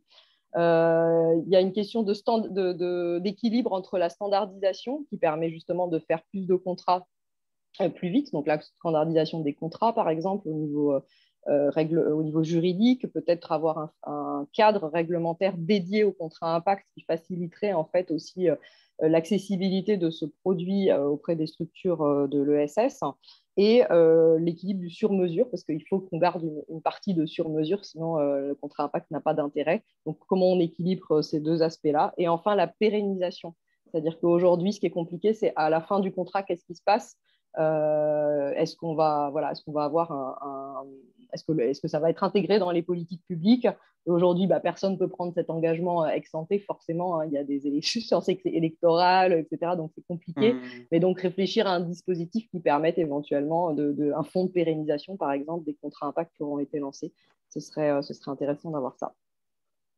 Beaucoup d'idées, en tout cas, beaucoup de pistes pour déployer plus largement ces dispositifs. Merci Maha pour tous ces éléments de réponse et ces précisions sur les contrats impact. Il nous reste peu de temps, je pense qu'on va déborder un tout petit peu pour arriver à faire en sorte que tous les intervenants puissent avoir la parole aujourd'hui, sachant qu'on a des belles interventions encore devant nous. Donc on a beaucoup parlé pour le moment du changement d'échelle en France, enfin, finalement exclusivement en France. C'est intéressant aussi de voir qu'il y a des dynamiques qui se passent ailleurs, par un certain nombre d'acteurs, notamment auprès de pays en voie de développement, en développement, à défaut d'avoir une meilleure expression. Et donc, dans ces pays, la question de l'accélération de l'impact est aussi évidemment clé. Et on a aujourd'hui, on va avoir une discussion croisée avec donc Benoît Engelbach, qui est responsable senior projet impact chez Orange, et Sarah Bell, responsable communication au PNUD, sur justement ce sujet-là, comment accélérer les projets impact ailleurs. Donc, bonjour à vous deux, je le disais, évidemment, la question du changement d'échelle est clé en France et ailleurs. Et Orange a, à ce sujet-là, créé en 2010 un premier Orange Digital Center, un centre d'accompagnement qui vise donc à améliorer l'employabilité des personnes dans le pays dans lequel Orange est présent et à accompagner les entreprises sociales. Et Benoît, du coup, je voulais que vous puissiez nous présenter rapidement à la fois comment est le projet et puis qu'est-ce que vous apportez finalement comme solution aux entreprises sociales dans les pays dans lesquels vous avez des activités. Oui, merci Baptiste. Alors, les Orange Digital Center, le projet est né effectivement il y a une dizaine d'années, mais le premier a été inauguré en 2019 en Tunisie, parce que le projet est né en Tunisie. Il se trouve que là-bas, mes collègues d'Orange Tunisie, ils ont essayé de s'attaquer au problème du chômage des jeunes, sachant que la particularité de la Tunisie, c'est qu'il y a un chômage des jeunes important et en même temps un taux de diplômés important également. Et donc, ils ont commencé à proposer à ces jeunes, et y compris des jeunes diplômés, des programmes de formation dans le numérique pour professionnaliser leur profil et se faire de l'expérience, se faire du projet, etc. Et de fil en aiguille, ils ont commencé également à soutenir des projets entrepreneuriaux au sein d'Orange Tunisie. Ça a bien fonctionné. Il y a eu d'autres dispositifs dans le groupe autour de l'incubation, des Fab Labs, etc. Mais voilà, en 2019, Orange Tunisie a formalisé ce concept des Orange Digital Center qui vise à regrouper dans un même lieu physique une école du code, un Fab Lab, un Orange Fab qui est l'accélérateur de start-up du groupe et puis des liens privilégiés vers notre fonds d'investissement Orange Ventures. Et ça a très bien marché. Donc, ça a été inauguré en mars 2019 à Tunis. Et il y en a un deuxième qui a ouvert au Sénégal fin 2019, puis un troisième. Ça a très bien marché, tellement bien marché que finalement, le groupe a décidé d'en faire un des programmes emblématiques de la stratégie pour 2025. Et donc, aujourd'hui, il y en a 7 qui sont ouverts en Afrique. Et au total, on va en ouvrir 32. Donc, on aura... avant 2025, on aura un réseau de 32 Orange Digital Center en Afrique, au Moyen-Orient et en Europe. Et c'est intéressant parce que en plus c'est un projet qui est né donc dans les filiales, en l'occurrence en Tunisie, qui a été développé dans les filiales africaines du groupe et qu'on déploie maintenant dans tous les pays où on opère. Vous me posiez la question de ce que ça apporte du coup aux entrepreneurs. Donc, ce n'est pas un dispositif uniquement pour les entrepreneurs, hein, ça s'adresse aussi aux individus qui veulent se former. Mais ce qu'on apporte à tout ce monde-là, c'est des dispositifs gratuits avec la volonté d'avoir un impact social sur l'employabilité, vous l'avez dit, sur le développement des compétences numériques, sur le soutien à l'entrepreneuriat. La volonté aussi de promouvoir la place des femmes dans les métiers de la tech. Et ça, on a vraiment des objectifs qu'on suit là-dessus, pas que dans ce programme, mais dans ce programme notamment. Et voilà, en résumé, c'est un lieu où les entrepreneurs vont pouvoir développer leur projet impact, alors avec une composante numérique, parce qu'on est un acteur du numérique, mais au travers d'un écosystème complet avec ces différentes briques que j'ai citées tout à l'heure. Donc, se former au sein de l'école du code, avoir accès à des infrastructures, accès à Internet dans certaines zones rurales en Afrique, mais aussi en Europe. Parfois, l'accès à Internet n'est pas terrible là où on est, donc on peut aller travailler, avoir accès à des PC, etc. Et puis aussi pouvoir s'initier à la fabrication numérique avec le Fab Lab, pouvoir faire des prototypes, pouvoir être accompagné quand on est entrepreneur, être accéléré, participer à des challenges. Hein. Par exemple, aujourd'hui, dans plusieurs pays d'Afrique, on a un Orange Summer Challenge tous les ans en partenariat avec Google qui mentore ce programme, enfin, voilà, etc. etc. On propose un écosystème complet et comme je l'ai dit tout à l'heure, ce que je trouve particulièrement intéressant, c'est que dans quelques années, j'espère d'ici fin 2022, début 2023, on aura un réseau de lieux sur 2 continents et ça devrait permettre de créer encore de nouveaux projets. Merci Benoît pour du coup, ces éléments. On va compléter, donc ça c'est un programme justement qui permet d'accompagner l'essor de l'entrepreneuriat social dans les pays où Orange est implanté. Un autre programme, cette fois-ci, dont vous êtes partenaire d'ailleurs avec le PNUD, et donc je présente maintenant Sarah Bell qui nous rejoint également en tant que responsable communication pour le PNUD et qui notamment est en charge du Growth Stage Impact Venture, qui est un programme visant à soutenir l'émergence d'entreprises de l'impact dans les pays en développement. Donc, il y a un lien assez fort. Et je voulais savoir, dans un premier temps, quelles sont en fait les spécificités de ce programme et justement, en quoi est-ce que ce programme répond à un besoin particulier non adressé peut-être par d'autres programmes, ou en tout cas, en quoi est-ce que ce programme répond à un besoin particulier? Alors, merci beaucoup, Baptiste. Pour répondre directement à votre question, en fait, notre constat de départ, c'était le besoin de financement. Les pays en développement ont un énorme besoin en termes de financement et c'est encore plus vrai depuis la crise du Covid pour réaliser leurs objectifs du développement durable. Je crois qu'un récent rapport de l'OCDE parle de 4 trillions annuels pour combler ce manque de financement. Donc, on est parti de ce constat-là et la chose étant, les ressources sont là. Les marchés de capitaux peuvent complètement remplir cette fonction. Hein. Sauf qu'il y a un vrai souci entre l'offre et la demande. Et on s'est rendu compte que pour convaincre les investisseurs de regarder dans cette direction des pays en développement et des objectifs du développement durable, nous avions besoin d'exemples d'entreprises implantées dans les pays du Sud qui généraient à la fois des profits, tout en servant les populations les plus pauvres, en leur donnant accès aux services de base et en améliorant la protection de la planète. Alors, c'était vraiment un pari au départ. Hein. On n'était pas du tout sûr de pouvoir trouver des compagnies qui soient déjà, entre guillemets, à l'échelle pour être des offres qui soient déjà en train de servir avec des modèles avérés un nombre de clients déjà suffisamment important pour séduire les entrepreneurs. Il y avait aussi déjà beaucoup de programmes d'incubation et d'accélération. Et c'est pour ça que pour nous, c'était très important dans cette idée de passer à l'échelle rapidement et de servir des millions de personnes, de faire le pari de trouver des entreprises qui étaient déjà solides, avec un modèle économique démontré et un impact avéré, mais aussi, comme je le disais, des entreprises qui pouvaient absorber des investissements de plusieurs millions.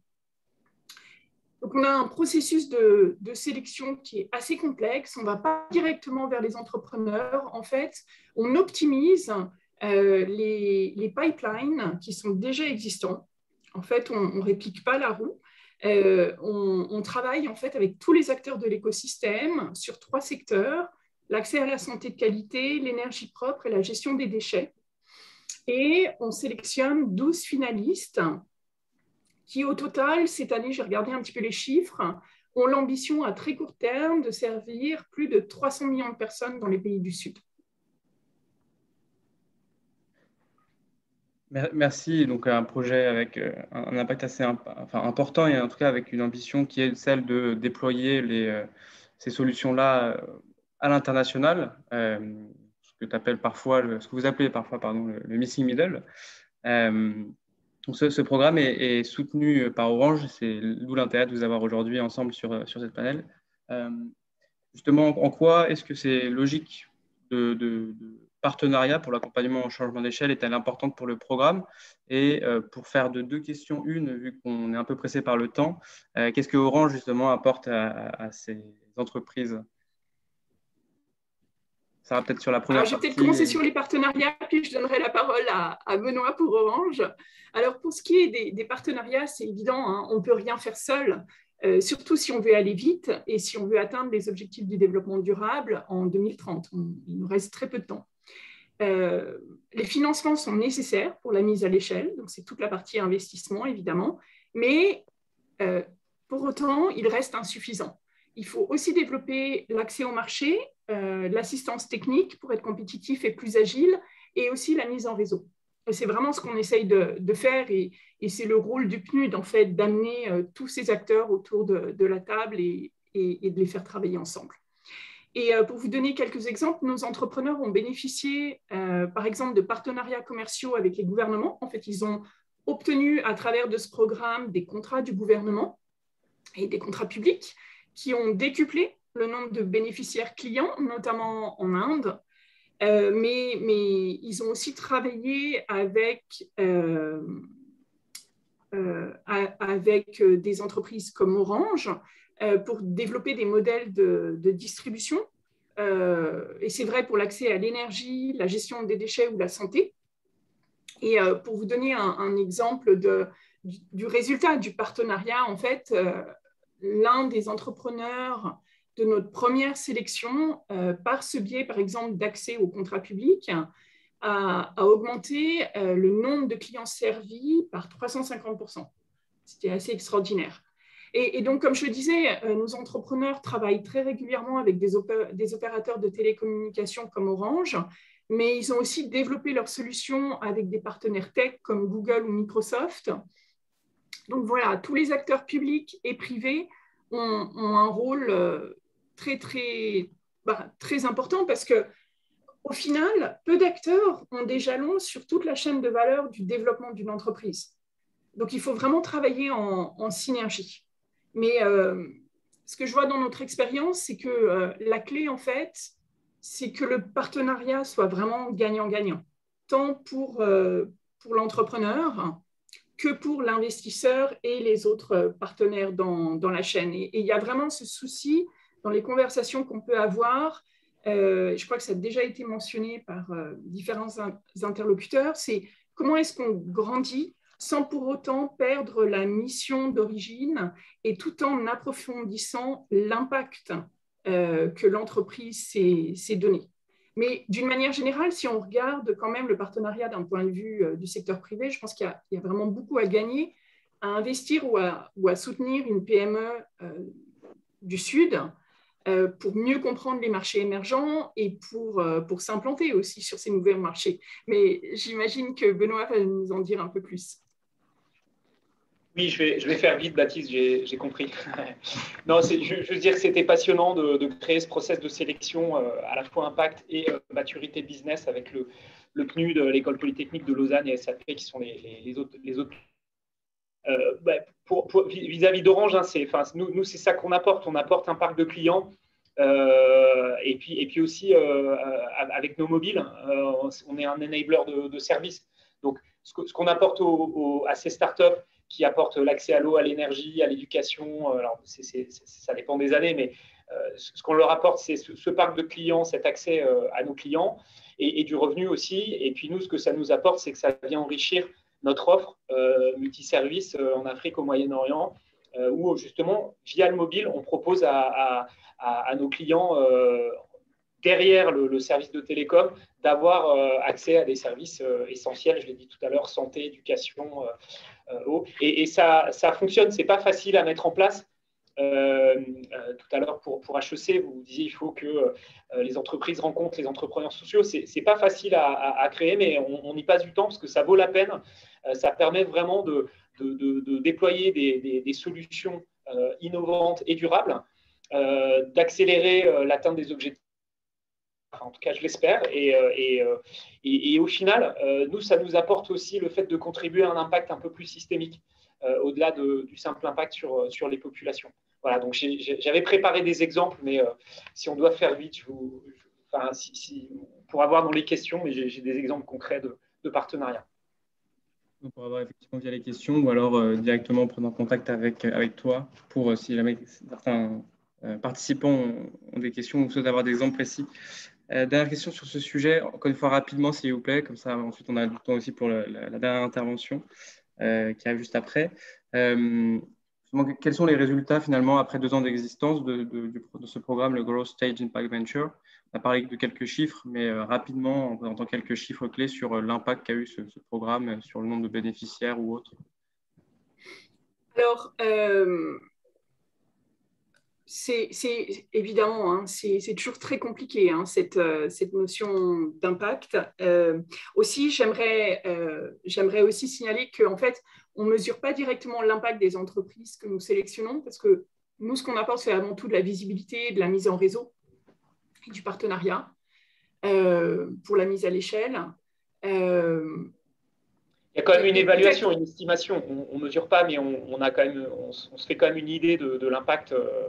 Et les experts du PNUD, tu fais même intervenir des experts du PNUD à des moments pour vérifier que ce qu'on pressent comme étant de l'impact est potentiellement bien de l'impact réel. Oui, complètement. En fait, on utilise les critères développés par nos collègues du Business Call to Action qui s'appuient sur l'Impact Management Project pour sélectionner en fait les entrepreneurs. Et c'est évident que pour nous, l'impact positif à la fois sur les populations et sur la planète est vraiment au cœur de la sélection. C'est même la condition sine qua non. Et peut-être juste pour vous donner 2 exemples, par exemple, en priorité, on va travailler avec des PME qui ont dans leur statut une ambition environnementale ou sociétale, qui ont déjà mis en place un système pour mesurer leur impact et qui formulent l'ambition d'aller plus loin sur ces questions. Aussi, ce qui est très important pour nous, on donne une place prépondérante aux critères d'inclusion, c'est-à-dire servir avec des produits adaptés des populations vulnérables au bas de la pyramide sociale. Et on s'intéresse aussi énormément aux critères de genre, en privilégiant des services spécifiques aux femmes, mais aussi en choisissant des PME qui soit ont été créées par des femmes, soit qui ont dans leur C-suite des femmes et aussi beaucoup d'employés en fait féminines. Après, nos finalistes, ils intègrent la plateforme du PNUD, Business Call to Action, et à travers cette plateforme, ils bénéficient d'un programme d'accélération et de monitoring de l'impact. Benoît, tu veux ajouter quelque chose?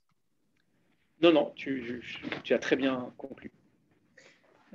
Merci beaucoup pour cette présentation. C'est intéressant de pouvoir compléter ce qu'on a pu avoir en première partie sur le changement d'échelle en France et voir comment est-ce que c'est possible et faisable aussi à la fois sur une autre échelle, qui est celle un peu plus internationale d'un pays vers un autre pays, mais aussi sur d'autres continents. J'avais prévu une belle mais un peu longue transition pour donner ensuite la parole à notre dernier intervenant aujourd'hui, donc Jean Moreau. Je vais faire très court. Déjà, merci Jean Moreau de participer au lancement de ce baromètre. Vous vous êtes vous-même, d'ailleurs, finalement, le seul aujourd'hui à intervenir en tant qu'entrepreneur social. Et vous êtes également coprésident du mouvement Impact France. Donc, avec cette double casquette, vous êtes bien placé pour connaître à la fois le rôle que les entreprises peuvent jouer pour créer une économie plus durable et résiliente, mais aussi les besoins spécifiques que ces entreprises peuvent avoir. Et vous faites, via le mouvement Impact France, anciennement mouvement des entrepreneurs sociaux, du plaidoyer auprès des pouvoirs publics pour accélérer le développement de l'entrepreneuriat social. Donc, on vous a invité aujourd'hui, on a décidé de vous inviter et de faire cette keynote pour nous présenter, déjà pour nous éclairer sur la manière dont le secteur a fait face à la crise, et puis aussi pour nous présenter les leviers à activer pour faire en sorte que l'entrepreneuriat social et environnemental deviennent demain la norme.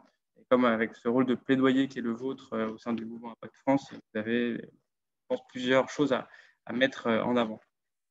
Donc la parole est à vous, Jean. Vous m'entendez bien, vous me voyez bien, tout est OK d'un Très bien. technique. OK, alors c'est parti. Alors je ne sais pas si je vais vous éclairer et je ne sais pas si je vais faire une keynote, mais en tout cas, ravi de partager avec vous un retour d'expérience d'entrepreneur social et puis également avec la casquette Mouvement Impact France. Alors, ce que je peux vous dire, moi, sur la façon dont on a traversé la crise, c'est que déjà, je trouve que les entreprises sociales et environnementales ont fait preuve d'une grande résilience. Ce sont elles qui ont produit les masques, ce sont elles qui ont alimenté les circuits courts. Donc, on a plutôt bien résisté et je pense qu'on a répondu aux attentes de pas mal de gens, consommateurs, talents, financeurs. Je trouve qu'il y a une tendance de fond, en tout cas, sur l'entrepreneuriat à impact positif et sur l'entrepreneuriat social. Je pense que c'est devenu, de façon plus générale, un vrai enjeu stratégique pour de plus en plus d'entreprises françaises. Donc, c'est une lame de fond qui va faire que s'accélérer, parce que, comme j'ai dit, on est au croisement des attentes des consommateurs, qui utilisent de plus en plus leur carte bleue comme un bulletin de vote. C'est au croisement des attentes des talents. Il y a de plus en plus de talents, évidemment des jeunes depuis longtemps, mais même des moins jeunes, des gens qui sont en position, qui sont prêts à rejoindre des entreprises à impact positif et à contribuer, et à quitter parfois des belles boîtes et des beaux postes confortables pour rejoindre des entreprises à impact. Donc, et puis, il y a de plus en plus de financement, même si à l'échelle de la finance, c'est encore marginal. Toute la dynamique de la finance responsable, la finance solidaire, la finance verte, l'impact investing, tout ça va dans la même direction. Et donc, on a un alignement des planètes qui me fait dire que voilà, c'est que le début d'une révolution de fond. Après, ça vient avec la notion, l'utilisation grandissante de la notion d'impact. On l'a dit, hein, nous, le mouvement qu'on a repris avec Eva Sabdoun, qui est la coprésidente, c'était historiquement le mouvement des entrepreneurs sociaux. Et donc, on l'a rebaptisé mouvement Impact France. Et on l'a fait dans une dynamique d'élargissement, parce qu'il nous semblait que dans le concept d'entrepreneuriat social, il manquait à minima une dimension qui était la dimension climat, environnement, biodiversité, qui est une attente qu'il ne faut pas du tout minorer. Et donc, le terme impact nous semble plus englobant. Il a à la fois le pilier social et le pilier environnemental, donc c'est pour ça qu'on l'a fait. C'était aussi quelque part pour préempter ce terme qui a le risque de devenir galvaudé, parce qu'il est de plus en plus utilisé, et donc on voulait se l'accaparer et mettre une définition claire. La bonne nouvelle de cette génération de l'impact, c'est quand même que ça signe, peut-être pas l'arrêt de mort, mais en tout cas une évolution progressive de la RSE, qui était une bonne étape. Je ne crache pas du tout sur la RSE, c'était ce qu'il fallait faire au démarrage, mais je pense que voilà, on arrive à un moment où la RSE dite compensatoire, où donc on va planter des arbres pour compenser le fait d'envoyer du plastique dans l'océan, ou voilà, cette façon de compenser de la main gauche avec une fondation ou une direction RSE, des actions que le cœur de métier par ailleurs mettrait en péril, ça ne dupe plus personne et c'est plus assez en fait. Donc il faut rapatrier les sujets de développement durable, de RSE au cœur du réacteur, au cœur du modèle. Et on ne peut plus avoir cette dichotomie avec un core business qui est à externalité négative, mais on dort tranquille parce que par ailleurs, on a une fondation qui fait bien son boulot et puis on a une directrice ou directeur RSE qui est sur tous les plateaux télé. Donc et donc c'est pour ça que l'impact vient concrétiser ça. Donc on peut dire ce qu'on veut de l'impact, je pense que c'est quand même une dynamique qui est intéressante, mais qui veut dire aussi, et c'est la chose sur laquelle on est vigilante avec Eva, qu'on est sur une dynamique d'élargissement. Et que autant le mouvement des entrepreneurs sociaux était un mouvement de pionniers, avec un écosystème très cohérent, autant là, on est dans une dynamique d'élargissement. Donc, il faut être vigilant à polliniser sans se dissoudre. Et donc, arriver à faire passer ce modèle que les pionniers ont sorti de terre et dont on a fait la preuve qu'il était viable à une forme de norme, mais sans pour autant se dissoudre dans une économie plus classique, plus traditionnelle et finalement se faire réutiliser, aspirer. Et donc, voilà, c'est là qu'il faut faire une différence très claire entre impact et greenwashing ou impact et social washing. Et donc, pour ça, comment on fait? Il faut qu'on ait une définition de l'impact qui soit très rigoureuse et qu'on ait des outils pour le suivre, l'encadrer, le mesurer. Alors, nous, qu'est-ce qu'on a fait au mouvement Impact France? On a une définition qui tient sur 4 piliers. Parce que quand on parle d'impact, on a souvent tendance à penser à l'impact externe de l'entreprise, évidemment son impact social et environnemental. Et très souvent, on a tendance à minorer qu'en fait, une entreprise elle a aussi un impact interne, avec des dynamiques de partage du pouvoir, de la gouvernance et de partage de la richesse. Donc, nous, on est assis sur ces 4 piliers-là. On appelle l'entreprise d'impact une entreprise qui a évidemment une contribution à l'environnement qui est nette positive, un impact social qui est mesurable et qui est clair, mais aussi en interne des pratiques de gouvernance qui sont plus éclairées que la norme, avec un partage du pouvoir, une gouvernance plus collégiale, une réinvention de la relation patronat-salariat, de la prise de décision qui soit plus horizontale, plus en intelligence collective qu'en confrontation. Et pareil sur le partage de la valeur, le partage des richesses. On ne peut plus concentrer le pouvoir dans une poignée d'actionnaires ou de fonds d'investissement. Il faut que l'actionnaire salarié soit un nouveau standard et que la richesse soit mieux répartie. Et pareil, il y a aussi deux autres dimensions qu'on oublie souvent et sur lesquelles je sais qu'ici vous êtes vigilants, c'est diversité et inclusion. Donc pour nous, c'est ça une entreprise d'impact. Ce n'est pas seulement les chiffres externes, c'est aussi la façon dont on recrute et dont on gouverne en interne dans l'entreprise. Et donc, voilà pour nous l'enjeu, et c'est la raison pour laquelle on a opéré cette refonte de la marque et de l'image du mouvement des entrepreneurs sociaux. C'était pour passer de la logique de pionnier. Je pense qu'on a, en 10 ans, les pionniers que sont la Croix-Rouge, le groupe SOS, Vitamine T, Unicité, ARS, Ciel Bleu, enfin tous les pionniers de l'ESS ont bien montré qu'on pouvait faire émerger une nouvelle façon d'entreprendre. Et maintenant, il faut qu'on passe d'une logique de pionnier à une forme de norme et qu'on embarque avec nous une part croissante de l'économie traditionnelle. Cette dynamique, elle est encouragée par de récentes évolutions réglementaires et puis des reconnaissances institutionnelles, de l'agrément ESUS à l'entreprise à mission dans la loi Pacte. Mais comme je l'ai dit, il faut aussi qu'il y ait des outils qui permettent de mieux comprendre ce qui relève de l'impact, ce qui relève du greenwashing. Donc, nous, au Mouvement Impact France, avec tout un collège de réseaux partenaires et d'autres structures partenaires, on a mis en place un impact score qui vient noter les entreprises de plus de 50 salariés sous toute une grille de critères et pour vérifier ce qui est dit et pour être sûr que l'impact est utilisé à bon escient.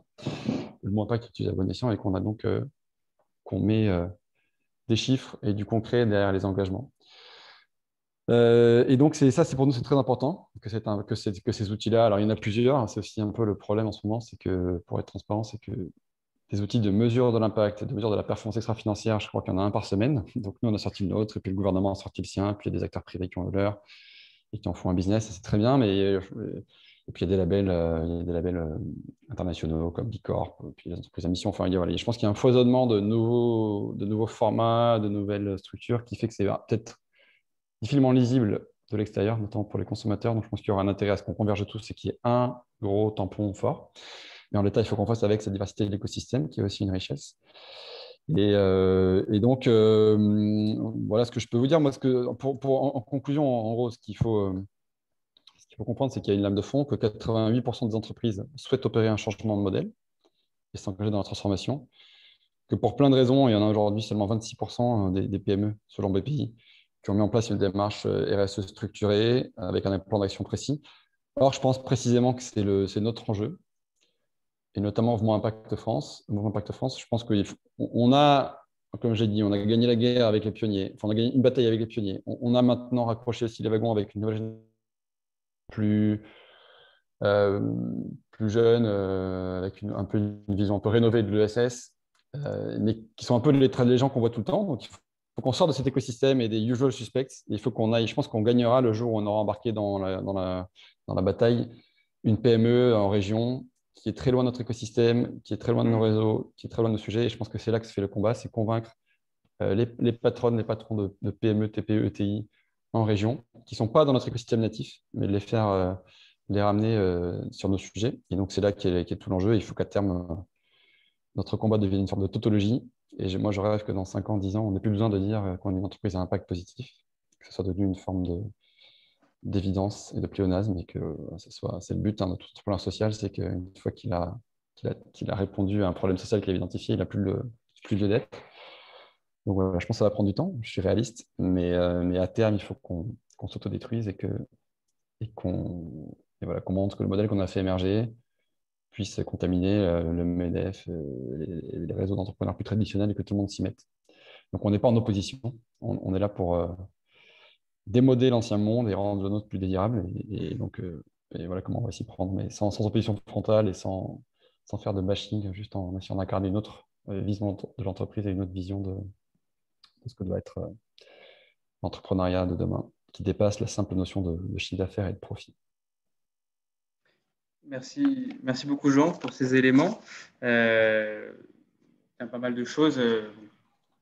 Essentiel de passer du déclaratif, vous mentionniez certaines statistiques, passer du déclaratif à l'action réelle et puis arriver à effectivement faire en sorte que l'impact devienne la norme de l'entreprise finalement de demain, l'économie de demain. C'est ce qu'on appelle nous de nos voeux au sein de Convergence, c'est ce qu'on promeut via d'ailleurs le baromètre de l'entrepreneuriat social cette année.